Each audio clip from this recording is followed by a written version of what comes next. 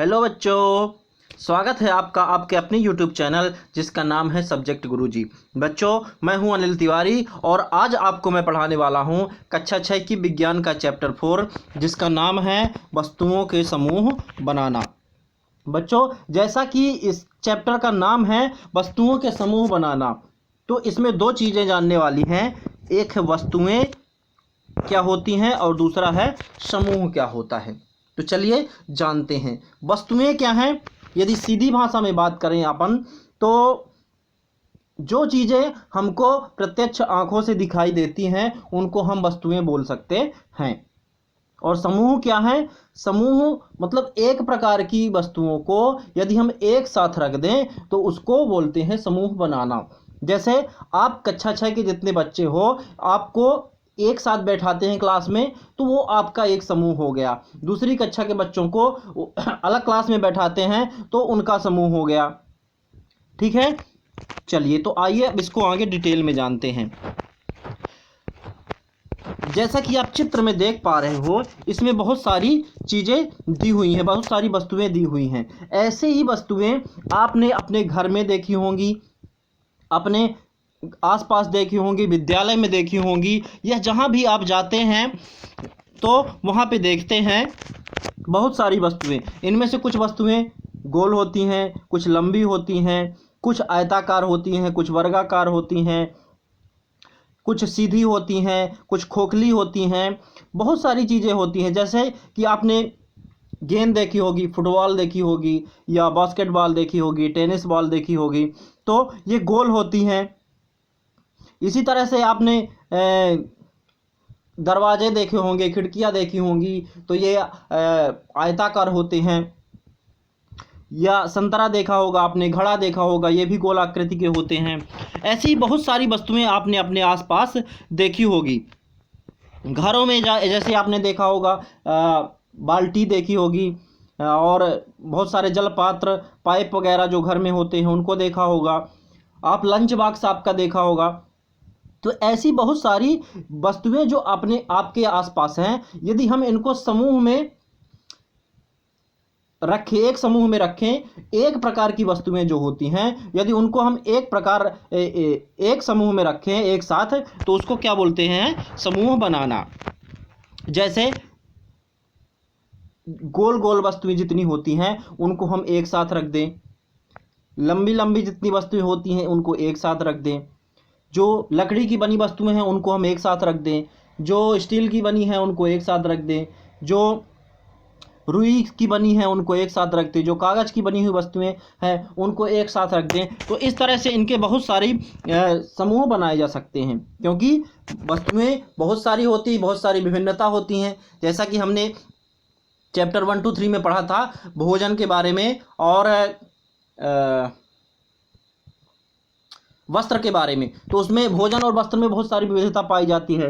तो इसी तरह से जितनी भी चीज़ें होती हैं इस दुनिया संसार में, उनमें बहुत सारी वस्तुएं पाई जाती, विभिन्न प्रकार की वस्तुएं पाई जाती हैं। तो ये इनको समूह में बांटना है, तो हम एक काम कर सकते हैं, एक सारणी बनाते हैं। ठीक है, एक लंबी सारणी बनाते हैं और उसमें हम एक साथ एक क्रम से पहले वस्तुओं के नाम लिख लेते हैं। ठीक है ना, और जो एक प्रकार की वस्तुएं होती हैं उनको एक साथ रखते हैं। ठीक है ना, जैसे एक सारणी ये दी गई है। ठीक है, ये सारणी है, इसमें जैसे हमने लिख लिया प्लेट या थाली। ठीक है ना, ये किससे बनी होती हैं? इस्पात की बनी होती हैं, कांच की, प्लास्टिक की, या किसी और धातु की बनी होती हैं। पेन है, पेन किससे बनती है? या तो प्लास्टिक की बनेगी या तो धातु की बनेगी। इसी तरह से आपकी जो बुक हैं वो कागज़ की बनी होती हैं, आपके जो कपड़े हैं वो है, और भी बहुत सारी वस्तुएं हैं। तो इनको आप एक समूह में यहाँ पे वस्तुएं लिखते जाइए, और इस तरफ जो है तो वो किस पदार्थ से बनी होती हैं इस लिखते जाइए। ठीक है ना, जब इस तरह से लिख लेंगे, फिर आप इसमें देखिए कि ये जो वस्तुएं हैं इनमें समानता क्या है। जैसे कांच की बनी वस्तुएं जो हैं तो वो एक समूह हो जाएगा, जो इस्पात की बनी वस्तुएं हैं वो एक समूह हो जाएगा। ठीक है, इस तरह से आप इनको रख सकते हैं। ठीक है, एक और सारणी देखते हैं। ये तो वस्तुएं हो गई जो कि अलग अलग प्रकार के सामानों से बनी होती हैं, लेकिन कुछ वस्तुएं होती हैं जो एक प्रकार के सामान से बनी होती हैं, जैसे सिर्फ लकड़ी से बनी होती हैं, या सिर्फ प्लास्टिक से बनी होती हैं, या किसी भी सामान से बनी होती हैं, किसी भी धातु से बनी होती हैं। लेकिन कुछ ऐसी वस्तुएं होती हैं जो बहुत सारे पदार्थों को मिला करके बनती हैं, तो उनको हम एक अलग समूह में रख सकते हैं। तो जैसे इस सारणी में दिया हुआ है कि यहाँ पे लिखा हुआ है पदार्थ, और यहाँ पर इन पदार्थों से बनी हुई वस्तुएं। जैसे लकड़ी, तो लकड़ी से क्या कौन कौन सी वस्तुएं बन सकती हैं? कुर्सी, मेज, हल, बैलगाड़ी और इसके पहिए। कागज़, कागज़ से कौन कौन सी वस्तुएं बन सकती हैं? पुस्तकें, नोटबुक, समाचार पत्र, खिलौने, कैलेंडर। चमड़ा से क्या क्या बन सकता है? तो जैसे जूते बन सकते हैं, बेल्ट बन सकते हैं। प्लास्टिक, प्लास्टिक से क्या बन सकते हैं? खिलौने बन सकते हैं, और बाल्टी बन सकती है, पानी पीने के बर्तन भी बन सकते हैं जो यूज में आते हैं आजकल। रुई, रुई से क्या बन सकते हैं? रुई से रजाई बन सकती है, तकिया बन सकती है। ऐसे बहुत सारे पदार्थ, बहुत सारी वस्तुएं बन सकती हैं। तो इस तरह से हम एक अलग सारणी बनाएंगे और उसमें देखेंगे, इनका अलग समूह बनाएंगे। ठीक है ना। तो जैसे लकड़ी से बनी वस्तुओं का एक अलग समूह हो गया, कागज़ से बनी वस्तुओं का अलग समूह हो गया, चमड़े से बनी वस्तुओं का अलग समूह हो गया, प्लास्टिक से बनी वस्तुओं का अलग समूह हो गया। तो इस तरह से हम इनका समूह बना सकते हैं। ठीक है, इतना समझ में आया? चलिए अब जान लेते हैं हम कि पदार्थों के गुण क्या होते हैं। गुण के आधार पर भी इनका समूह बनाया जा सकता है। तो सबसे पहले हम जान लेते हैं कि पदार्थों के गुण क्या होते हैं। ठीक है, तो पदार्थों के गुण क्या होते हैं? बहुत सारे गुण होते हैं पदार्थों में, जैसे कि वो देखने में कैसी हैं, उनका काम क्या है, और भी बहुत सारी चीज़ें हैं। तो हम एक एक करके जानते हैं। तो सबसे पहले आता है दिखावट। ठीक है, सबसे पहला गुण है पदार्थों का दिखावट। दिखावट मतलब वो देखने में कैसी दिखती हैं। ठीक है, कोई भी वस्तु है तो वो देखने में कैसी दिखती है, वो उसकी दिखावट होगी। जैसे लोहे, तांबी, एल्युमिनियम इत्यादि जो धातु से बनी वस्तुएं होती हैं, वो एक प्रकार के दिखाई देती हैं, मतलब उनमें कुछ अंतर रहेगा, लेकिन कुछ समानताएं भी पाई जाती हैं। ठीक है ना। लेकिन जो लकड़ी से बनी वस्तुएं हैं और धातु से बनी वस्तुएं हैं, इनमें बहुत ज़्यादा अंतर दिखाई देगा। तो इसको जानने के लिए हम क्या करते हैं कि कुछ पदार्थ लेते हैं। ठीक है, जैसे हमने लकड़ी ले लिया, या कोई कागज़ ले लिया, या गत्ता ले लिया, या तांबे का तार ले लिया, एल्युमिनियम की शीट ले लिया, चाक के छोटे छोटे टुकड़े ले लिया। अब हम इनको क्या करते हैं कि सबसे पहले तो छू करके देखते हैं। ठीक है, छू करके देखते हैं। और कैसे देख सकते हैं? इनको देखते हैं कि इनमें चमक है या नहीं। ठीक है, तो इस तरह से हम इनको अलग अलग समूहों में बांट सकते हैं। जैसे यदि उसमें चमक है तो जो चमकदार है उनको चमकदार समूह में रख सकते हैं, जिनमें चमक नहीं है उसको अलग समूह में रख सकते हैं। जो देखने में कठोर हैं उनको अलग समूह में रख सकते हैं, और जो कठोर नहीं है, मुलायम है, उनको अलग समूह में रख सकते हैं। ठीक है, तो इस तरह से हम इनके अलग अलग समूह बनाते हैं। तो एक शब्द यहाँ पे आता है धातु क्या होती है। ठीक है, इसको भी जान लेते हैं। धातु, इन्हीं गुणों के आधार पर हम पता लगा सकते हैं कि कौन सी वस्तुएं धातु हैं और कौन सी अधातुएं हैं। तो धातुओं के गुण क्या होते हैं कि धातुओं में चमक पाई जाती है, ये कठोर होती हैं। ठीक है, और इनमें तन्यता पाई जाती है, मतलब इनको खींच करके इनके तार बनाए जा सकते हैं। तो ऐसे गुण जिसमें होते हैं वो धातुएं कहलाती हैं, और जिनमें ये गुण नहीं होते हैं वो अधातुएं कहलाती हैं। ठीक है, चलिए अगला गुण क्या है, कठोरता।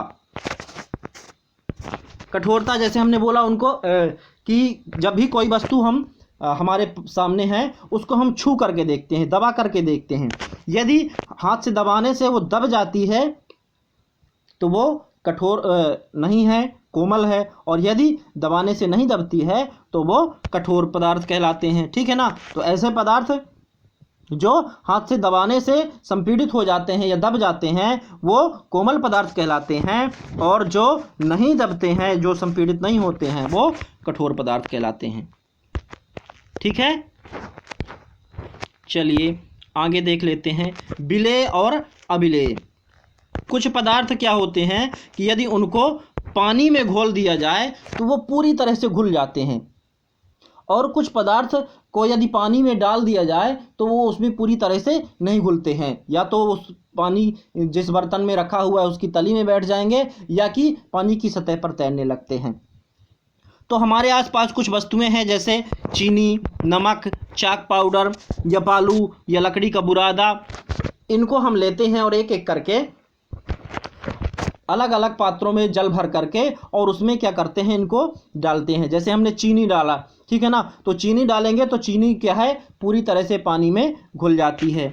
नमक हम डालते हैं पानी में तो नमक भी पूरी तरह से घुल जाता है। चाक पाउडर को यदि हम पानी में घोलते हैं तो वो उसमें पूरी तरह से नहीं घुलता है, बल्कि पानी के ऊपर आकर के तैरने लगता है उसकी सतह पर। ठीक है। बालू को यदि हम घोलते हैं तो बालू क्या करती है, पानी की जलपात्र की सतह पर जाकर के बैठ जाती है। लकड़ी के बुरादे को इसी तरह हम घोल लेंगे तो क्या होता है, लकड़ी का बुरादा भी ऊपर आकर के जल की सतह पर तैरने लगता है। ठीक है ना। तो इस तरह से हम जान सकते हैं कि कौन सी वस्तुएं जो हैं तो विलेय हैं और कौन सी वस्तुएं अविलेय हैं। ठीक है ना। तो इनको जान लिया आपने। नमक जो है जल में पूर्णतः घुल जाता है, चीनी पूर्णतः घुल जाती है, बालू सतह में बैठ जाती है मतलब नहीं घुलती है, चाक पाउडर ऊपर आकर के तैरने लगता है, ये भी नहीं घुलता है, लकड़ी का बुरादा भी ऊपर आकर के तैरने लगता है, ये भी नहीं घुल सकता है।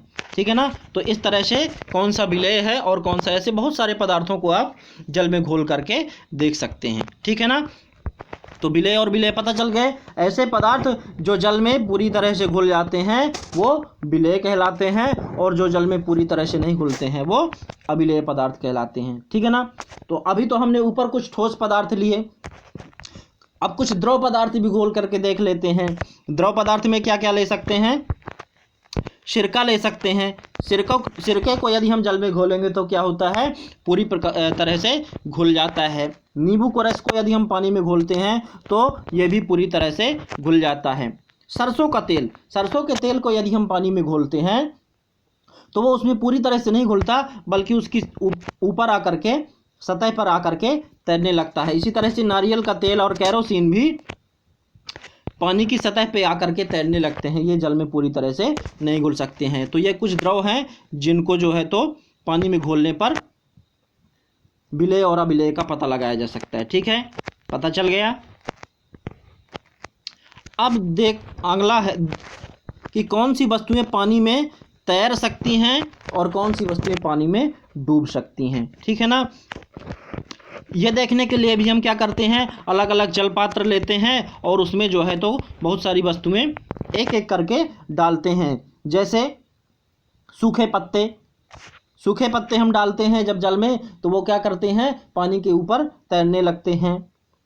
यदि कंकड़ हम पानी में डालेंगे, जैसे आप कभी नदी तालाब वगैरह में गए होंगे अगर, तो हम अगर उसमें कंकड़ डालते हैं तो क्या होता है, कंकड़ जाकर के उसकी तली में बैठ जाता है।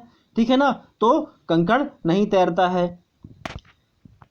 आपको नदी तालाब नहीं जाना, घर में एक गिलास पानी लीजिए और उसमें थोड़ी सी शहद डाल करके देख लीजिए। शहद जब डालेंगे तो शहद जो है पानी में घुलती नहीं बल्कि उसके ऊपर तैरने लगती है। तो इस तरह से हम जान सकते हैं कि कौन सी वस्तुएं पानी में तैरती हैं और कौन सी वस्तुएं पानी में नहीं तैरती हैं।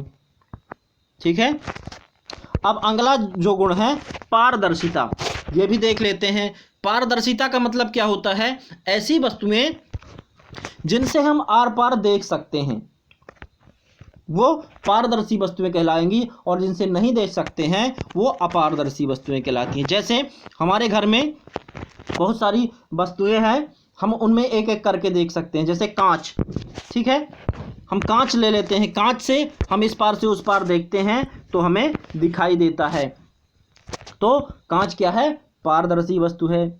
जल में भी हम देखते हैं तो दिखाई देता है इस पार से उस पार। वायु में भी दिखाई देता है। तो ये क्या हो गई? पारदर्शी वस्तुएं होती हैं। इसी तरह से प्लास्टिक हम ले लेते हैं, प्लास्टिक से हम इधर से उधर देखते हैं तो नहीं दिखाई देता है। तो प्लास्टिक क्या है? अपारदर्शी वस्तु है। ठीक है, आपने देखा होगा कि जब दुकान में आप बिस्किट वगैरह लेने जाते हैं या मिठाइयाँ लेने जाते हैं तो उनको जो है तो कांच या प्लास्टिक की पारदर्शी पात्रों में पॉलीथीन वगैरह में रखते हैं, जिससे वो इधर से उधर दिखते रहे, जिससे हमें वो उसके अंदर रखी वस्तुएं दिख सकें और हम उनको पसंद कर सकें। ठीक है ना? तो जिनसे हम आर पार देख सकते हैं ऐसी वस्तुएं पारदर्शी वस्तुएं कहलाती हैं, और जिनसे हम आर पार नहीं देख सकते हैं ऐसी वस्तुएं क्या कहलाती हैं? अपारदर्शी वस्तुएं कहलाती हैं।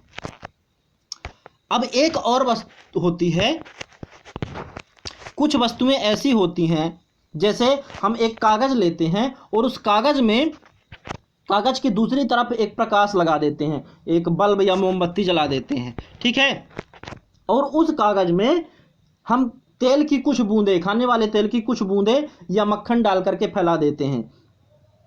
ठीक है, जैसा कि हमने वसा परीक्षण के समय किया था उस तरह से। ठीक है, तो फैला देते हैं जब, और फिर देखते हैं कागज के इस पार से उस पार तो कुछ तो दिखता है, लेकिन पूरी तरह से स्पष्ट, जैसे कांच में दिखता है या जल में दिखता है, इस तरह से पूरा स्पष्ट नहीं दिखता है, लेकिन कुछ दिखता है, लगता है कि इस तरफ कुछ है। तो ऐसी वस्तुएं जिनसे इस प्रकार से दिखता है, यानी दिखता तो है लेकिन स्पष्ट नहीं देखा जा सकता, उन वस्तुओं को क्या बोलते हैं? हम पारभासी वस्तुएं बोलते हैं।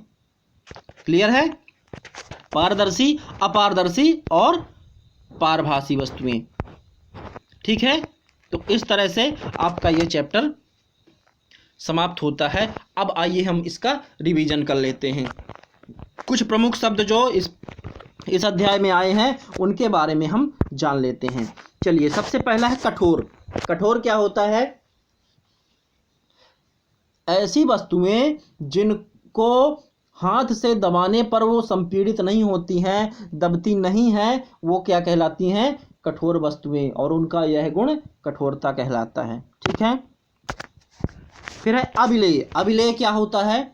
ऐसी वस्तुएं जो जल में पूरी तरह से नहीं घुलती हैं वो अभिलेय कहलाती हैं, और उनका यह गुण अभिलेयता कहलाता है। ठीक है, द्युतिमय या चमकीला, ये क्या होता है? ऐसी वस्तुएं जिनमें चमक पाई जाती है, जो देखने से चमकीली दिखती हैं, वो क्या कहलाती हैं? चमकदार वस्तुएं कहलाती हैं, और उनका ये गुण जो है तो चमकीलापन या द्युति कहलाती है। ठीक है, अगला क्या है? पदार्थ। अब पदार्थ क्या है? हम जो कुछ भी प्रत्यक्ष अपनी आंखों से देख सकते हैं वो क्या है? पदार्थ है। ठीक है, या जिसको हम आभास कर सकते हैं, जैसे वायु, उसको हम आभास कर सकते हैं, महसूस कर सकते हैं, वो भी पदार्थ के अंतर्गत आते हैं। ठीक है, चलिए अगला है धातु। धातु क्या होता है? ऐसी वस्तुएं जिनमें चमक पाई जाती है, जो कठोर होती हैं, जिनमें तन्यता होती है, वो क्या कहलाती हैं? धातुएं कहलाती हैं। फिर अपारदर्शी। अपारदर्शी क्या होता है? ऐसी वस्तुएं जिनसे आर पार नहीं देखा जा सकता, वो अपारदर्शी कहलाती हैं। ठीक है, रुक्ष या खुरदुरा। ऐसी वस्तुएं जिनकी सतह समतल नहीं होती है, ऊबड़ खाबड़ होती है, वो क्या कहलाता है? रुक्ष या खुरदुरा। ठीक है, विलेय क्या है? ऐसी वस्तुएं जो जल में पूरी तरह से घुल जाती हैं, विलेय वस्तुएं कहलाती हैं, और उनका यह गुण विलेयता कहलाता है। पारभासी। पारभासी क्या होता है? जिससे हम आर पार देख तो सकते हैं लेकिन पूरी तरह से स्पष्ट नहीं देख सकते हैं, वो क्या है? पारभाषी। और पारदर्शी क्या है? ऐसी वस्तुएं जिनसे आर पार देखा जा सकता है उनको पारदर्शी कहते हैं। ठीक है, क्लियर है? तो चलिए जान लेते हैं इस पाठ में मुख्य मुख्य चीजें हमने क्या जानी। ठीक है, हमने क्या जाना इस कि हमारे चारों ओर की वस्तुएं अनेक प्रकार के पदार्थों से बनी होती हैं। और हमने क्या जाना? किसी दिए गए पदार्थ का उपयोग बहुत सी वस्तुओं के निर्माण में किया जा सकता है, या किसी वस्तु को केवल एक ही पदार्थ से भी बनाना संभव हो सकता है, अथवा उसे विभिन्न प्रकार के पदार्थों से भी बनाया जा सकता है।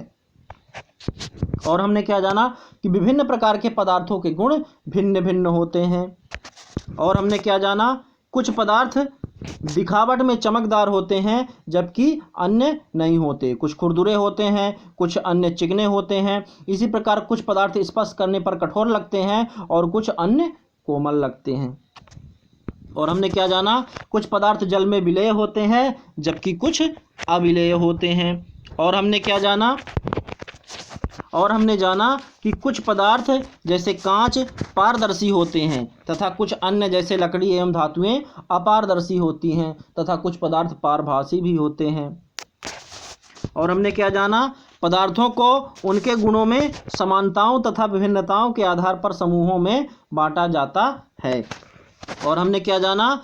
वस्तुओं को सुविधा तथा उनके गुणों के अध्ययन के लिए एक साथ समूहित किया जा सकता है। समझ में आ गया आपके सब? चलिए तो अब क्या करते हैं हम? अब इसके क्वेश्चन आंसर जान लेते हैं। पहला क्वेश्चन क्या बोलता है? लकड़ी से बनाई जाने वाली 5 वस्तुओं के नाम लिखिए। ये तो बहुत ईजी है, आप अपने घर में ही देख लीजिए कि लकड़ी से कौन कौन सी वस्तुएं बनाई जा सकती हैं। फर्नीचर बनाए जा सकते हैं, बेड बनाया जा सकता है, खाट बनाई जा सकती है, खिलौने बनाए जा सकते हैं, और भी बहुत सारी ऐसी वस्तुएं। आप ये चीज़ें मैं आपको नहीं बताऊंगा, क्यों? क्योंकि आप अपने घर में देख सकते हैं। दरवाजे जैसे बन जाते हैं, लकड़ी के बनते हैं, और भी बहुत सारी वस्तुएं बन जाती हैं। तो ये आप अपने घर में देख करके यदि पता लगाओगे तो आपको लंबे समय तक याद रहेंगी, आपको कभी भूलेगा नहीं। ठीक है, चलिए अगला क्वेश्चन क्या बोलता है? निम्नलिखित में से चमकदार पदार्थों का चयन कीजिए। यहाँ पे कुछ पदार्थ दिए हुए हैं जिनको हमें देख करके बताना है कि कौन सी वस्तुएं चमकदार हैं। जैसे कांच की प्याली, कांच की प्याली बिल्कुल चमकदार होती है। प्लास्टिक का खिलौना नहीं होता है चमकदार। स्टील का चम्मच होता है चमकदार, और सूती कमीज ये नहीं होती है चमकदार। ठीक है, क्लियर है? चलिए अगले क्वेश्चन पे चलते हैं। अगला क्वेश्चन क्या बोलता है? निम्नलिखित वस्तुओं का मिलान उन पदार्थों से कीजिए जिनसे उन्हें बनाया जा सकता है। याद रखिए, कोई वस्तु एक से अधिक पदार्थों से मिलकर बनी हो सकती है तथा किसी दिए गए पदार्थ का उपयोग बहुत सी वस्तुओं को बनाने में भी किया जा सकता है। ठीक है, तो इनका मिलान करते हैं। पुस्तक, पुस्तक किस चीज़ से मिलकर के बनती है? पुस्तक कागज से बनी होती है। ठीक है। गिलास, गिलास किससे बनती है? गिलास कांच से बनती है। कुर्सी, कुर्सी किससे बनती है? लकड़ी से बनती है। खिलौने, खिलौना किससे बनता है? प्लास्टिक से। और जूते किससे बनते हैं? चमड़ा से। ठीक है, चलिए अब नेक्स्ट क्वेश्चन देखते हैं। नेक्स्ट क्वेश्चन क्या बोलता है? नीचे दिए गए कथन सत्य हैं अथवा असत्य, इसका उल्लेख कीजिए। चलिए देख लेते हैं। पहला क्या बोलता है? पत्थर पारदर्शी होता है जबकि कांच अपारदर्शी होता है। बिल्कुल गलत है। पत्थर अपारदर्शी होता है और कांच पारदर्शी होता है। नोटबुक में द्युति होती है जबकि रबड़ में नहीं होती है।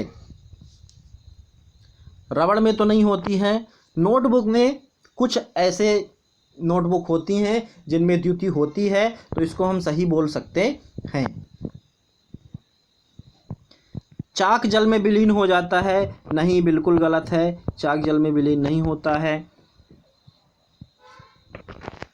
लकड़ी का टुकड़ा जल पर तैरता है, बिल्कुल सही है, लकड़ी का टुकड़ा जल पर तैरता है। चीनी जल में विलीन नहीं होती, गलत है, चीनी जल में विलीन हो जाती है। तेल जल के साथ मिश्रणीय है, ये भी गलत है, तेल जल के साथ मिश्रणीय नहीं है। बालू जल में निस्सादित हो जाता है, सही है, नीचे जाकर के जमा हो जाता है। सिरका जल में विलीन हो जाता है, बिल्कुल सही है। चलिए अब अगला क्वेश्चन देखते हैं। नीचे कुछ वस्तुओं तथा पदार्थों के नाम दिए गए हैं, इनको इस प्रकार समूहित कीजिए। किस प्रकार से? गोल आकृति और अन्य आकृतियाँ। ठीक है, चलिए इसमें जान लेते हैं कि ये जो वस्तुएं दी गई हैं इनमें से गोल कौन कौन से हैं। ठीक है ना, तो जल, बास्केटबॉल, संतरा, चीनी, ग्लोब, सेब तथा मिट्टी का घड़ा। इसमें से बास्केटबॉल गोल होती है, संतरा भी गोल होता है, ग्लोब गोल होता है और सेब भी गोल होता है और मिट्टी का घड़ा भी गोल होता है। तो ये गोल हो गई। बाकी जो बचा जल और चीनी, ये क्या हैं? अन्य आकृतियां हैं। ठीक है ना। चलिए अब क्या बोलते हैं अगला, खाद्य तथा अखाद्य। खाद्य, इसमें से खाने वाली कौन है? जल को खाया जा सकता है, बास्केटबॉल को नहीं खाया जा सकता, संतरा को खा सकते हैं, चीनी भी खा सकते हैं, ग्लोब नहीं खा सकते हैं, सेब को खा सकते हैं, मिट्टी के घड़ा को नहीं खा सकते हैं। ठीक है। चलिए अगला क्वेश्चन क्या बोलता है, जल में तैरने वाली जिन वस्तुओं को आप जानते हैं उनकी सूची बनाइए। जांच कीजिए और देखिए कि क्या वे तेल अथवा मिट्टी के तेल पर तैरती हैं। तो ऐसी वस्तुओं की सूची आपको बनाना है। इसमें से कुछ वस्तुएं मैं बता देता हूँ, बाकी आप अपने आसपास जो भी घर में हैं उनको आप एक कागज़ पर लिख करके उनकी सूची बना सकते हैं। जल में तैरने वाली वस्तुएं, जैसे हमने बताया चाक पाउडर तैरता है, चाक पाउडर तैरता है ना। लकड़ी का बुरादा तैरता है, लकड़ी तैरती है। ठीक है ना। यदि तेल डालते हैं जल के ऊपर वो भी तैरता है, मिट्टी का तेल भी तैरता है। इसी प्रकार से कुछ वस्तुएं, जैसे लकड़ी का बुरादा आप डालोगे तेल के ऊपर भी, मिट्टी के तेल के ऊपर भी, तो उसमें भी तैरेगा। ऐसी बहुत सारी वस्तुएं हैं, तो इनकी आप लंबी सूची बना सकते हैं, जितनी लंबी चाहें उतनी बना सकते हैं। ठीक है, क्लियर है। चाक का पाउडर भी यदि आप डालोगे तेल में या मिट्टी के तेल में तो वो तैरता रहेगा। ऐसी बहुत सारी चीज़ें आप देख सकते हैं और लिख सकते हैं, बना सकते हैं सूची। अगला क्वेश्चन क्या बोलता है, निम्नलिखित समूह में मेल ना खाने वाला ज्ञात कीजिए। इसमें से जो भी दिए हुए हैं इनमें से एक अलग प्रकार का होगा। जैसे क्या बोलता है, कुर्सी, पलंग, मेज, बच्चा, अलमारी। देखो कुर्सी, पलंग, मेज और अलमारी ये सारे फर्नीचर हैं, लकड़ी से बनते हैं, तो ये एक प्रकार के हैं। लेकिन जो बच्चा है ये अलग प्रकार का है, तो ये हो गया इसका आंसर। फिर है गुलाब, चमेली, नाव, गेंदा, कमल। गुलाब फूल है, चमेली भी फूल है, गेंदा भी फूल है और कमल भी फूल है। नाव फूल नहीं है, तो ये नाव अलग हो गया। फिर है एल्युमिनियम, आयरन, तांबा, चांदी, रेत। एल्युमिनियम धातु है, आयरन भी धातु है, तांबा भी धातु है, चांदी भी धातु है, रेत नहीं है धातु, तो रेत इसका आंसर हो गया। फिर है चीनी, नमक, रेत, कॉपर सल्फेट। चीनी को घोलेंगे पानी में तो घुल जाएगी, नमक को भी घोलेंगे तो घुल जाएगा, कॉपर सल्फेट को भी घोलेंगे तो घुल जाएगा, लेकिन रेत नहीं घुलेगा, तो इसका आंसर रेत हो गया। इस प्रकार से आपका ये चैप्टर कंप्लीट होता है। तो बच्चों आप कमेंट करके ज़रूर बताइए कि आपको ये वीडियो कैसा लगा, और यदि आपको पसंद आता है तो लाइक करिए और अपने दोस्तों के साथ ज़्यादा से ज़्यादा शेयर करिए। और हाँ, यदि आपने अभी तक सब्सक्राइब नहीं किया है तो सब्सक्राइब करना मत भूलिएगा। बहुत बहुत धन्यवाद।